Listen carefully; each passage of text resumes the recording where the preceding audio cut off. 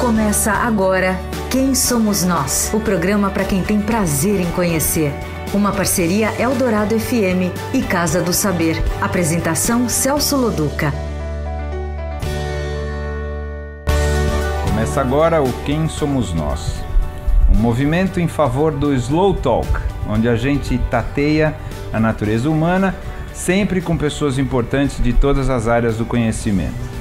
Você pode ouvir todas as outras conversas que já tivemos no Território Eldorado, no Casa do Saber ou direto no quemsomosnós.com.br. Hoje nós continuamos a série com os jornalistas.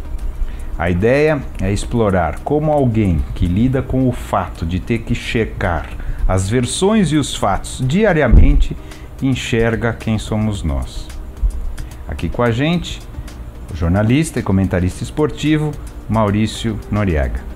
Boa noite, Maurício. Boa noite, Celso. Prazer, muito obrigado pelo convite. Muito legal poder estar aqui. Maurício, quem é você? Eu sou uma pessoa em profunda e constante transformação. Eu me vejo hoje muito diferente de quem eu era quando criança, quando adolescente, e com certeza muito diferente de quem eu vou ser daqui a pouquinho, quando eu vou entrar na reta final, né? Eu tô com 47, aí dos 5 quando entra no ENTA, aí a gente sabe que não para mais. Mas eu acho que eu sou uma pessoa que não se incomoda em mudar. Eu acho que isso... Você gosta? Gosto. Mudei muito quando virei pai. Acho que essa foi a maior transformação pela qual eu passei na minha vida. Mudou completamente minha perspectiva, maneira de... A gente deixa de ser egoísta, né?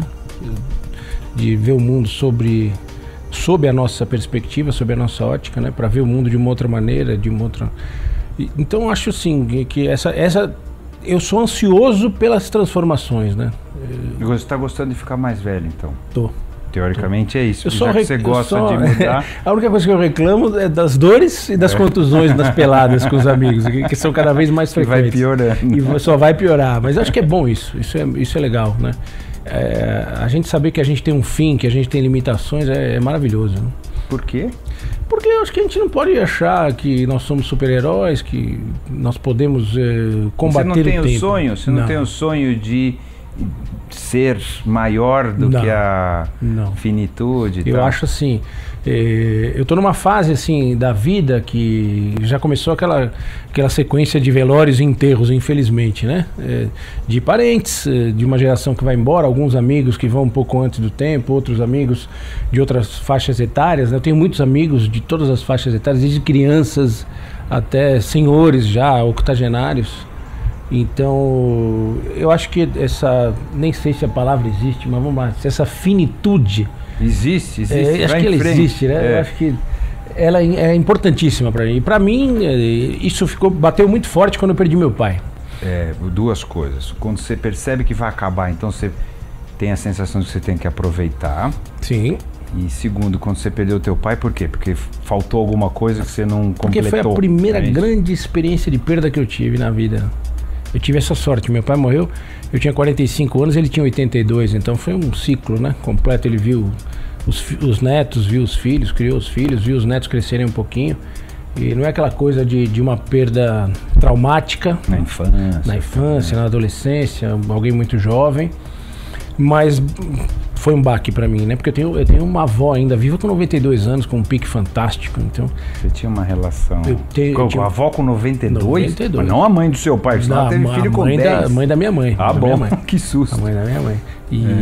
Então, a minha outra avó, a mãe do meu pai, morreu, eu era criança, então uma coisa que eu não sempre percebia. O meu avô materno morreu também, era muito criança. Meu avô paterno eu não conheci, era um espanhol que saiu da Espanha fugindo da Guerra Civil, veio parar no interior de São Paulo. Então aquilo foi... Interior de São Paulo onde? Bauru? Bauru tem perto. A família da minha mãe é de Bariri, pertinho de Jaú. Eu sou inclusive cidadão baririense, não nasci em Jaú. Mas eu adoro Bariri, ganhei esse título, pra mim foi muito legal. E o meu avô passou por várias cidadezinhas ali da região de São José do Rio Preto. Meu pai nasceu em Nova Aliança, que é ali pertinho, né? Mas foi criado em Olímpia. Você também foi criado no interior? Não. Eu nasci em Jaú, passei bom tempo da minha vida em Bariri, nas férias, essas coisas, mas sempre morei em São Paulo. Eu sou um caipira urbano. Você seguiu o teu pai, isso foi inconsciente, quer dizer, da onde que veio isso? Como é que é a tua formação para você chegar em jornalismo e depois em jornalismo esportivo? Na verdade, eu gostei, antes de gostar de jornalismo, eu gostei de esporte. Até porque eu ia muito com ele desde pequeno. Você não queria ser jornalista, não. Então você queria ser esportista? Eu queria ser atleta. Eu fui atleta, eu joguei voleibol muito tempo. Até que o pessoal cresceu. Até que o pessoal cresceu. Eu cheguei a ganhar dinheiro com voleibol, tinha salário, tudo. Joguei em bons times, joguei no Paulistano, no Pinheiros, joguei no Banespa. Na minha época de infantil, eu tive um episódio muito interessante, que teve uma convocação de seleção paulista e eu estava com hepatite. E não pude ir. O técnico perguntava, quando é que você volta? Quando é que você volta?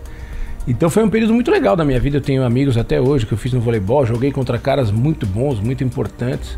E aprendi muita coisa que eu uso hoje como jornalista nessa área esportiva. Eu sempre gostei de futebol. Na minha época de moleque, antes de jogar voleibol, eu fui convidado para jogar futebol, assinar contrato e tudo aqui. Porque eu parei de crescer acho que com 15, 16 anos. Então eu era grande com 15, 16 anos, mas depois fiquei nisso aí. Mas na verdade eu acho que tinha uma coisa que já estava ali em mim, mas que despertou não apenas pela relação com o meu pai. Sabe o que me fez despertar a vontade de querer tentar falar bem e escrever bem? Um professor que eu tive no Colégio Arquidiocesano. Professor de quê? Ele, na verdade, ele não era nem professor de matéria, era o professor Mariano. Ele era uma espécie de coordenador pedagógico e tal. E ele vinha, dava uns avisos, fazia uma... E era incrível, o cara tinha um vocabulário absurdo, falava com uma precisão. Eu falei, puta, um dia eu quero falar igual esse cara. E aquilo começou a me despertar, porque na época de vestibular eu estava perdidinho. Educação física, essas coisas todas passavam pela minha cabeça, psicologia, tudo. E acabei eu prestei educação física, prestei jornalismo também, e acabei indo para o jornalismo muito pela vontade, não de falar, de escrever, de aprender a escrever, escrever bem. E ainda estou buscando isso. Passei no jornalismo, fui fazendo.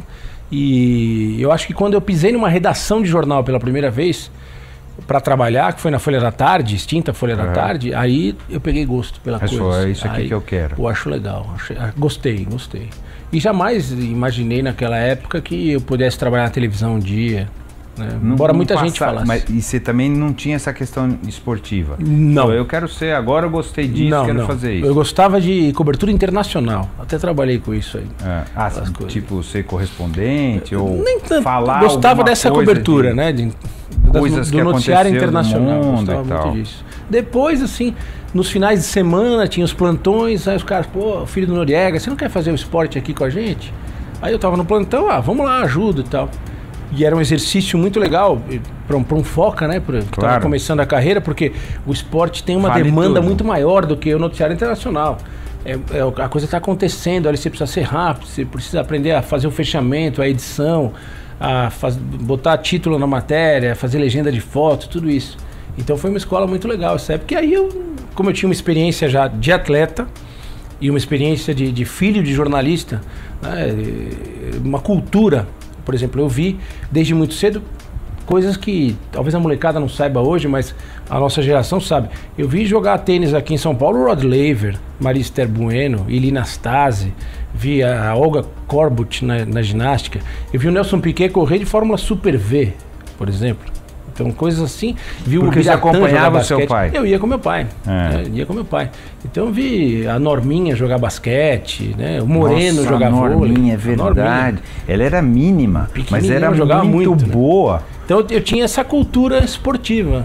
E acho que acabou levando para Mas é quase um sonho infanto-juvenil, que não foi o seu, mas assim, trabalhar com esporte o resto da vida, né? Quer dizer, eu sei que não é verdade que é tão legal, mas... mas é legal. É legal, mas parece, sabe aquela coisa, o cara que trabalha com vinho o resto da vida, o cara que trabalha com... Então, assim, é uma coisa que parece um trabalho de diversão, né? Mas tem um pouco de diversão, sem dúvida que tem. É um trabalho meio divertido. Por exemplo, cobrir uma Olimpíada, por exemplo. Você tá na Disney, você tá na Disneylândia da sua área, entendeu? Deve ser o máximo. Por exemplo, até hoje eu me sinto meio assim, né? Com essas coisas. A gente foi agora, recentemente, fazer os Jogos da Seleção Brasileira, o recomeço da Era Dunga, né? Nos Estados Unidos. Lá nos Estados Unidos, A gente estava chegando em Nova York, depois do jogo de Miami, aí eu tô pegando minha mala ali, vem o Pat Riley, que foi o técnico dos Knicks, que foi um jogador importante na época dele. Pô, tava ali, pô, será que eu vou lá e faço um selfie com o cara? Claro, ajoelho, peço autógrafo, né? Então essas coisas são muito... Eu não tenho vergonha de assumir um certo lado tiete na Copa do Mundo, vou lá, cumprimento os caras, ex-jogadores que eu vi quando era adolescente, quando era criança ali. Alguns eu tive a oportunidade de trabalhar, né? E construir um relacionamento, fazer uma amizade. A gente se diverte também. Isso é umas coisas legais, né? Dessa profissão legal. Que é poder conhecer ídolos.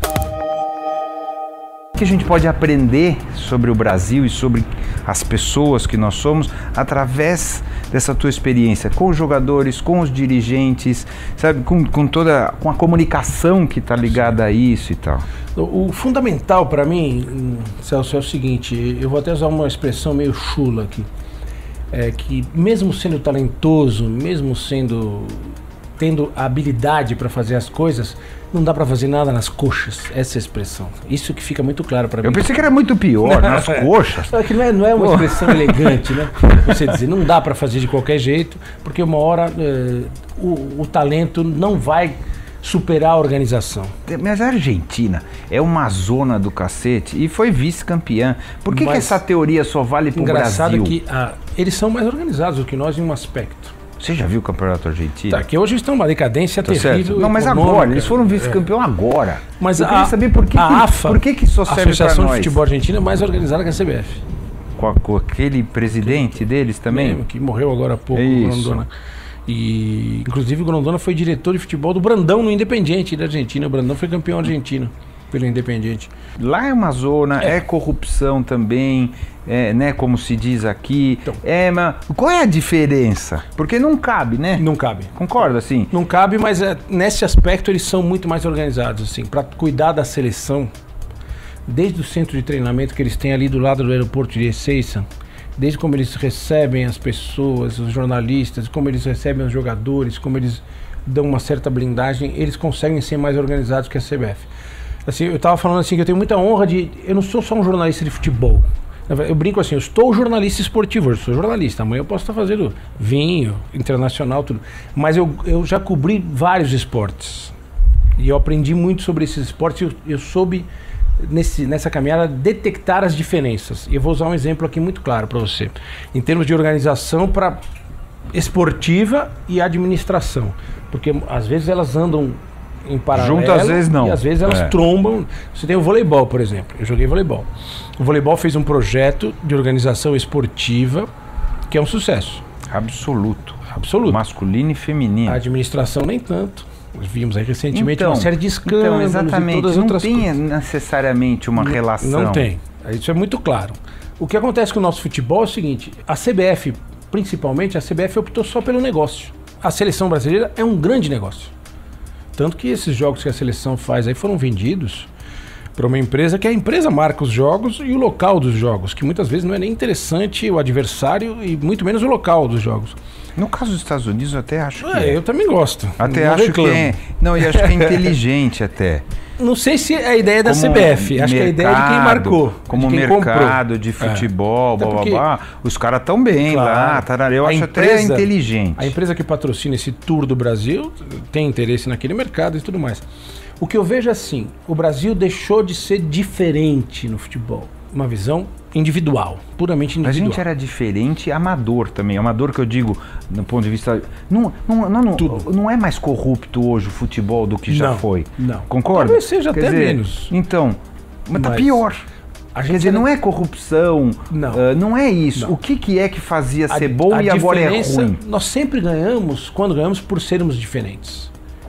E o que é, basicamente, a nossa diferença? Vinha de um talento improvisado, do campo de várzea, do futebol na rua, da praia, que aí o cara desenvolvia aquele talento que o europeu não sabia de onde vinha. Não sabia de onde vinha, que o argentino tem um pouco também, o uruguaio tem um pouco também, porque nasceu mais ou menos desse jeito.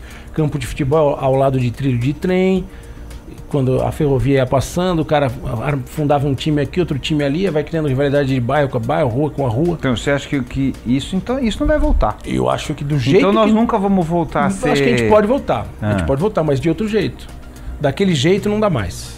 Isso ficou provado que nós não vamos conseguir porque nós já perdemos. Não tem mais campo de várzea, a molecadinha, na nossa época a gente jogava na rua, descalço com um copinho de lancheira. A molecada hoje joga com chuteira de marca, uma quadra de grama sintética, já querendo com a camisa jogar no Barcelona. Com a camisa de um time Exatamente. internacional. Eu nunca tive referência de ídolo internacional, né? Assim, os nossos times e os nossos ídolos eram nacionais. Daqui. Mesmo tinha um ou outro, assim, mas assim... Beckenbauer, né? Isso, Cruyff. um ou outro, mas assim, era tudo brasileiro. Hoje não existe também mais isso. Acho que a gente perdeu nessa formação. Lógico que nós temos sérios problemas de corrupção, falta de gestão, de cultura administrativa mas nos sempre clubes. foi assim. Mas a gente conseguia revelar, hoje a gente não consegue mais. Por quê? O cara vem buscar aqui antes da gente revelar. Esse é o lá de fora, lá é de isso? fora, ou o empresário aqui de dentro mesmo. Então você estava falando do seu filho que joga na escolinha ali. Se seu filho tiver talento, basicamente e muito rapidamente algum empresário vai encostar em você. Não vou deixar nem então, a mas pau. o cara vai tentar. Não, nem isso. E se ele for fazer a peneira no clube, provavelmente, mesmo sendo talentoso, ele não vai passar porque ele não tem empresário. Então o sistema foi corrompido por essa figura. Não tô aqui para julgar se é errado o cara ser empresário, se é errado ele ganhar dinheiro com futebol. Você está constatando um fato que a gente está sendo prejudicado. Não tem mais mérito, não tem mais talento. Então o que acontece? O cara chega na categoria de base, ele quer ganhar campeonato, ele não quer formar jogador. Essa é a diferença básica. Por isso que nós entramos. Os clubes, está falando? Um treinador. Mérito virou ganhar, não é isso? Exatamente. Aí chegamos num ponto legal. Se você ganha, é o que o Dunga fala. Se você, o resultado, como, né? O resultado é o que vai me manter ou não manter no cargo, não é isso? Que ficou provado no caso dele e depois no caso do Filipão, que não tem nada a ver. O Dunga, eu ouço as pessoas falarem, o Dunga fez um bom trabalho, fez um ótimo trabalho, melhor do que isso, do que aquilo. Não estou dizendo que ele fez um trabalho ruim. Mas quando precisou ganhar alguma coisa, mudar diferente, não sabia o que fazer também. Não soube o que fazer. A Holanda virou o jogo para 2-1, acabou. Ele perdeu. Deu também os 6 minutos de apagão também naquele jogo. Os nossos apagões. Os apagões vêm se repetindo. É. Porque ali também o Brasil meio que ficou meio com medo, não parece, do que aconteceu lá na Holanda. Tem uma frase que os caras, gurus esportivos, treinadores de todas as modalidades, todos os esportes, falam que às vezes a derrota ensina mais que a vitória. Não precisa ser esportivo. A vida é assim. Talvez. Tá certo? Mas eu acho que tentando adaptar isso aí, às vezes o cara não saber ganhar é pior do que não saber perder. Eu acho que o nosso futebol não soube ganhar muitas vezes. O que quer dizer isso? Fala mais. Ganhei, estou por cima na carne seca, sou o melhor, sou o maior, não preciso corrigir nada. E não aprendeu nada com a vitória. Eu acho que nós tivemos isso claramente. Nós ganhamos em 94, fomos vice-campeões em 98, ganhamos em 2002. E aí acabou a geração dos craques. Acabou. É verdade isso? Acabou. Qual foi o último grande craque do futebol brasileiro? Grande craque. Neymar. Grande craque. Ele é grande craque. Ainda não, ele vai ser. Eu sou santista. Não, ele então vai ser, não tenha jeito. dúvida. Ele é disparado o melhor jogador, mas ele não é um grande craque ainda. Não, tá bom, ainda não tá totalmente formado, mas a chance dele não ser é zero. É zero. Certo? Ele já jogou uma boa Copa do Mundo, hein? Na primeira, jogou melhor do que muito cara aí que tem. Agora, o último grande craque do nosso futebol, grande craque, foi o Ronaldo Fenômeno, 2002. 2006, na Copa 2002 dos ele já tava... Já, foi o auge dele. Depois não teve mais, teve o Ronaldo Gaúcho, que foi um craque, mas ele não foi o que foi o Ronaldo Fenômeno. Mas posso tentar, pode ser que eu esteja errado, posso tentar fazer um paralelo? Tá certo ou errado. Não, mas um paralelo aqui. Teve um momento que não foi só no futebol, foi na música, foi no futebol, foi no teatro, que o Brasil, desde o final dos anos 50 até 80, vai. 80 está bonzinho, mas 70, vamos colocar por aí. Foi um treco assim, em quase tudo. Então tinha craque em todos os times, tinha não sei o que, em todo música, teatro, cinema, até mesmo com a pobreza, mesmo com as injustiças sociais, todos os problemas que o país tinha, a ditadura, teve isso. E depois também não tem muito. Você vai falar, depois da música, o que teve de grande craque? Também não teve. E depois não sei o que, também não teve. Mesmo as novelas, né, que eram então, produto de... Será que não tem a ver talvez. Não sei, sabe? Porque não é só o futebol que tá assim. Eu concordo. Não é só o futebol que tá assim. Acho que a gente deixou de valorizar em algum momento. Quando você agora há pouco falou da questão de saber ganhar, não sabe ganhar, acho que a gente também não soube ganhar em alguns aspectos. Nesse sentido? Nesse sentido. A gente deixou de valorizar raízes, arte, a nossa cultura para ficar numa coisa muito maniqueísta. Eu tenho dinheiro, eu venci. Eu sou famoso, eu venci. Vou falar uma coisa aqui que o cara pode me bater. Eu torci pra Holanda nessa Copa do Mundo. Agora aqui? Torci pra Holanda ganhar, porque eu acho que a Holanda merece ganhar uma Copa do Mundo. Merecia em 74, 78. Essa eu já não acho que ela merecia, não tava tanto. Então, eu comentei, mas é verdade. Eu comentei a semifinal, eles Argentina e Holanda. Me deu uma mereciam. raiva, porque eles foram covardes naquela semifinal. Então. Como a Argentina foi também. Aí o medo prevaleceu. A Argentina foi nas duas, tanto na semifinal como na final. E ainda teve 2 bolas para ganhar o jogo, a Argentina. Então aquilo me decepcionou em relação à Holanda, né? Porque a Holanda, eu tinha feito um jogo da Holanda contra o México, porque ela foi corajosa pra caramba, tava perdendo, foi lá, virou. Então, mas eu falei, esse time merece, né? Pela cultura futebolística, pela alegria do torcedor, pela maneira como os jogadores... Eu fiquei no mesmo hotel que a Holanda ficou em Fortaleza antes do jogo contra o México. É um negócio inacreditável para esse mundo de hoje, do futebol e das celebridades. Os jogadores da Holanda, eles entram no salão de café da manhã e sentam do seu lado para tomar café da manhã. Não tem separação, não tem nada. Eles vão na maturidade europeia também. Acho que muito Você não deles, acha que é um né? pouco Dos isso holandeses. também? Os holandeses Os alemães são também não estavam um pouco... É que eles estavam isolados, estavam isolados. Então não serve como então, exemplo. Então uma coisa assim que me chamou muita atenção nessa cultura. Mas eu tô pensando aqui nessa questão que você colocou, se a gente vai voltar a ser um dia. Eu acho que a gente tem tudo para voltar a ser, mas como? A gente tem que adaptar o nosso improviso a um certo método. A gente acreditou sempre no improviso. Então a falta foi... Você acha que é isso? Eu acho.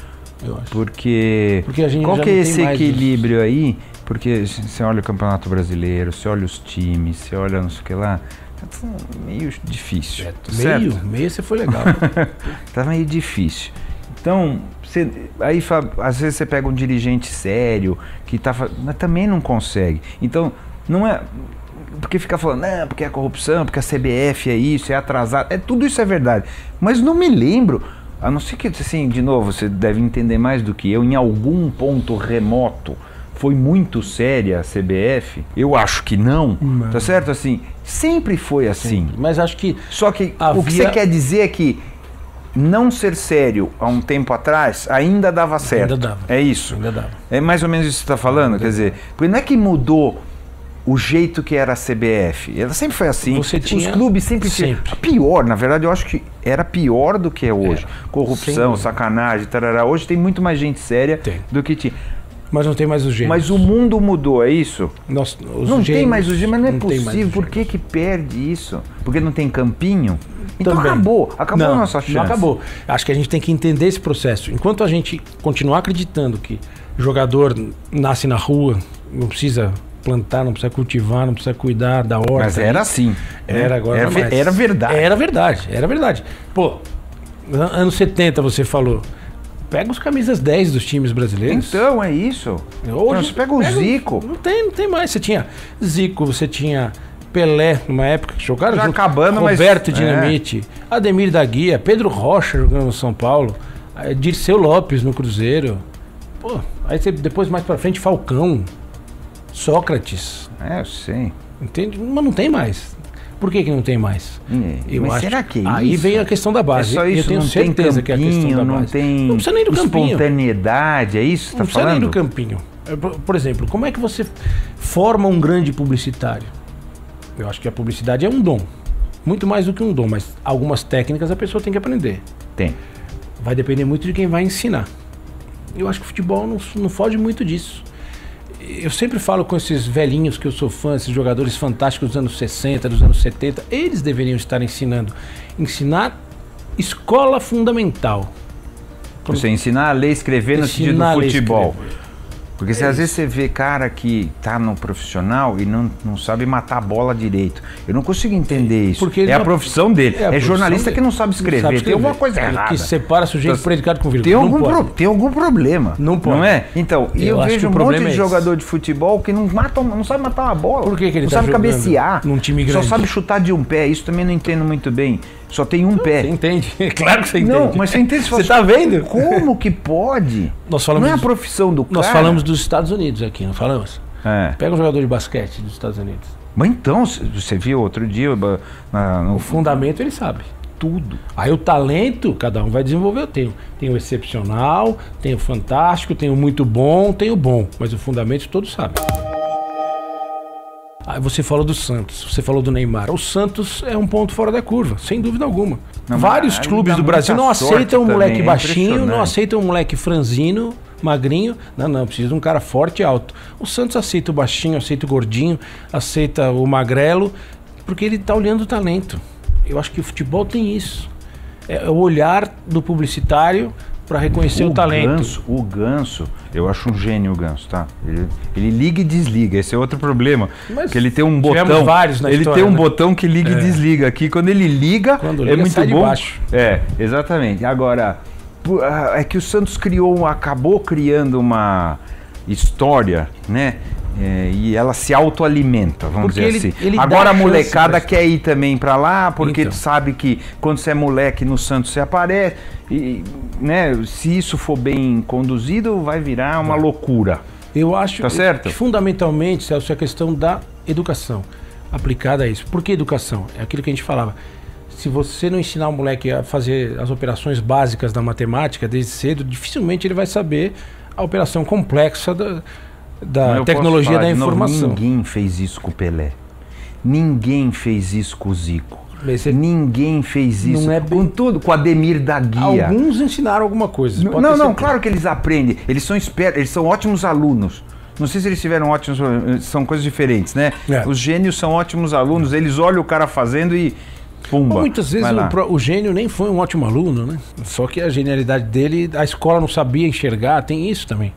O que eu ouço desses caras todos, esses gênios aqui, eles viam pessoas e tiveram em algum momento da vida referências técnicas de fundamento. Um cara que ensinou como é que bate na bola, como é que mata no peito, por que se você pegar desse jeito na bola ela vai para a esquerda, do outro ela vai para a direita. Operações básicas da matemática. Que você acha que não tem, que isso é mal feito, não que não tem. Acho que isso se perdeu. Tem, mas hoje não é prioridade.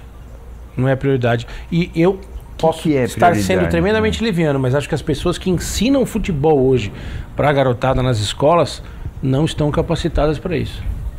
São jogadores frustrados, é isso? E aí é uma questão também um pouquinho diferente, porque não precisa ter sido o Pelé para ensinar o cara a jogar bem. Às vezes o Pelé não consegue ensinar. Consegue fazer, mas não consegue ensinar. Eu acho que é você ter a noção do cara que tem essa didática meio intuitiva, meio empírica. Será que é o volume? Não, talvez não, porque acho que antes tinha mais time, né? Eu ia falar, será que é o volume que é tão maior assim, que a escala é tão maior que a gente não consegue Eu acho que há uma exigência hoje física demais, em detrimento da técnica. Então o cara vai escolher pela força, pelo tamanho, quem corre mais. E aí a gente está vendo isso no Campeonato Brasileiro. Os caras correm pra caramba. É correria. Agora, tem dificuldade para dominar uma bola, tem dificuldade para cobrar um escanteio, tem dificuldade para cobrar um lateral, acredite se quiser. Então você ganhou um time agora. Eu te dei um time, pumba. Pode escolher, qual que é o seu? Você pode falar? Não pode falar? Bom, tá bom, esquece. Não pode. Tanto faz. Tudo bem, ganhou um time, tumba. O que você faria? Primeiramente, eu ia cuidar do cara que ia ensinar a minha molecada na minha categoria de base. Eu ia dar especial atenção a esse cara. Quem vai formar esses jogadores? Não ganhou, perdeu. Não precisa. Perdeu de novo. Na categoria de base? De novo. Se ele me entregar 2 jogadores por temporada pro time principal, valeu. Não precisa ganhar nenhum campeonato. Teu time é um negócio, tá? Sim. Tá certo? Hoje não dá pra dizer que não é negócio, tá certo? Sem fins econômicos, mas é um negócio. Mentira. Tá certo? Mas assim, é um negócio. Sim.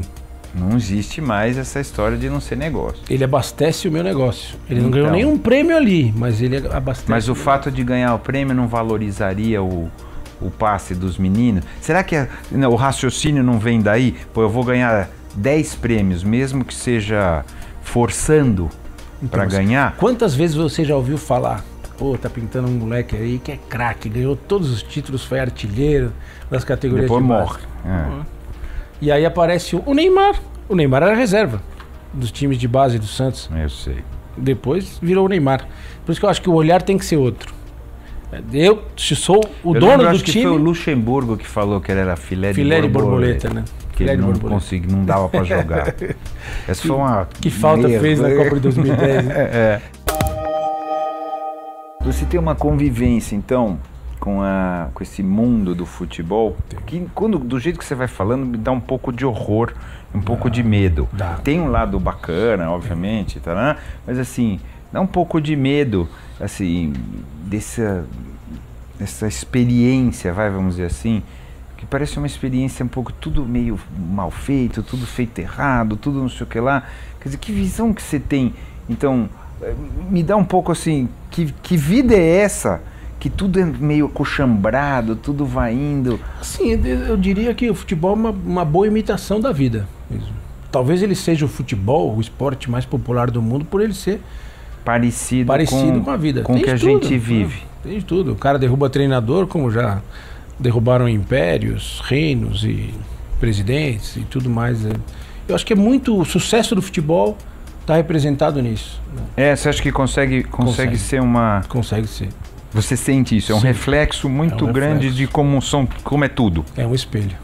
Um bom espelho dos exemplos positivos bons e negativos. Ruins. Bons e ruins.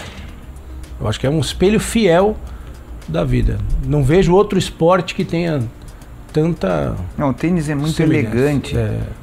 Não é? O voleibol é mecânico, né, repetitivo. O basquete tem a questão da altura, do tamanho. Em que outro esporte você vai ver o Maradona fazer sucesso, o Romário fazer sucesso?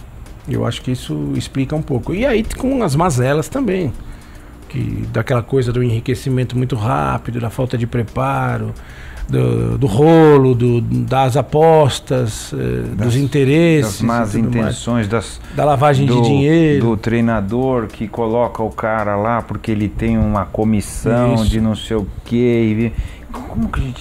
Como mexe nisso? Acho que como se mexe numa grande empresa, como se mexe num país desenvolvido, evoluir, melhorar as pessoas. O esporte precisa disso também. Como que a gente melhora as pessoas? Eu vou bater de novo naquela tecla, educação. A gente só vai melhorar as pessoas com educação. E educação formal e informal. Eu acho que o Brasil... Ou seja, eu vou morrer, você vai morrer e as coisas ainda não vão estar muito bem. Eu acho que elas vão caminhar, mas elas não vão estar resolvidas. Elas não vão estar resolvidas. Tá bom, é muito animador isso que você está falando. Mas ajuda muito. Eu acho que se a gente investir muito nesse negócio da educação mesmo, em todos os níveis, preparar melhor as pessoas, né?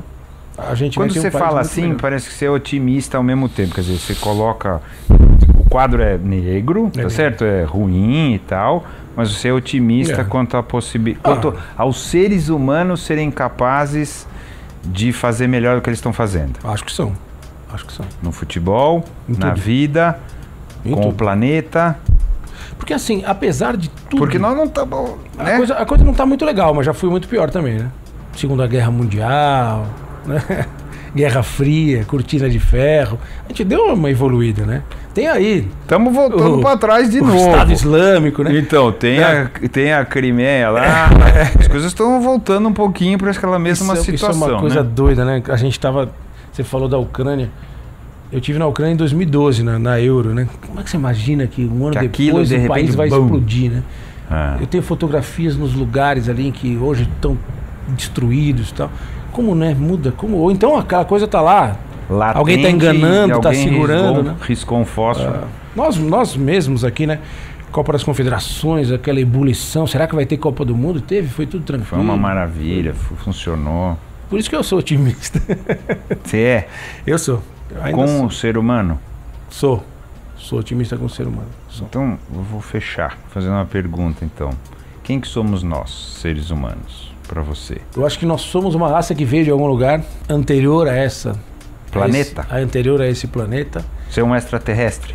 Acho que nós somos todos herdeiros de algum tipo de extraterrestre. Eu assisti um filme uma vez que... Não lembro o nome do filme, mas a teoria era de que nós viemos de Marte, né? Que Marte já foi um dia parecido com a Terra. Não sei se você lembra desse filme. Acho que era o Ed Harris, um dos atores. É uma viagem aqui, né? Mas por aí... Olha, sou o cara mais careta que você vai conhecer na vida. Eu nunca fumei nada, nunca cheirei nem lança-perfume. Nessa eu... Mas vamos que tá indo bem, vamos embora. Eu acho que a gente... Você acha que a gente é uma raça... Nós somos a sequência de alguma coisa aí que já esteve em algum... Existiu, veio parar aqui de alguma maneira. Para fugir de uma destruição que nós já criamos, por exemplo, é isso? Que estamos fazendo de novo. Nós vamos ter que procurar. Porque aí é ciência, né? Aí não tem como. A gente sabe que vai acabar um dia. Esse planeta vai acabar porque o nosso Sol vai acabar. O Sol vai explodir. Vai demorar um pouco. Vai demorar 5 bilhões mas de anos. vai acontecer, não vai? Mas vai acontecer. E aí a gente vai para onde? Para algum lugar a gente vai. Pra lugar nenhum. Eu acho que isso já aconteceu antes e de alguma maneira a gente veio parar aqui. E agora a gente vai ter que depois continuar para destruir outro planeta. Vamos escolher outro planeta para destruir.